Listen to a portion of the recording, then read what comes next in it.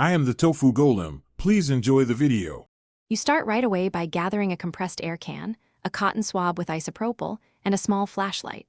First, make sure Bluetooth is off and the volume isn't muted. Many systems route audio out when Bluetooth is active. Test with 2 known good headphones to rule out cable or plug defects.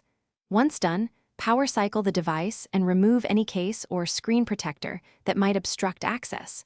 Use the flashlight and compressed air to blow and dislodge visible lint. Now move into detailed diagnosis. Inspect the jack with a magnifier for bent contacts, corrosion, or foreign objects.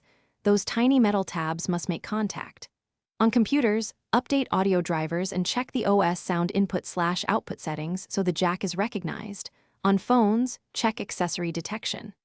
Try a TRS-only headset, then a TRRS headset, and a simple adapter to isolate whether wiring or contact type is the issue. If you have a cheap USB or Lightning audio dongle, test that too to narrow hardware versus software. If the jack fails hardware tests, consider replacing the jack module or using an external USB or Lightning DAC as a reliable workaround. For hardware replacement, power down, remove the board, secure it, desolder the old jack carefully, clean pads with flux and install an identical replacement. Then test continuity before reassembly. If you prefer not to open the device, a quality external adapter is faster.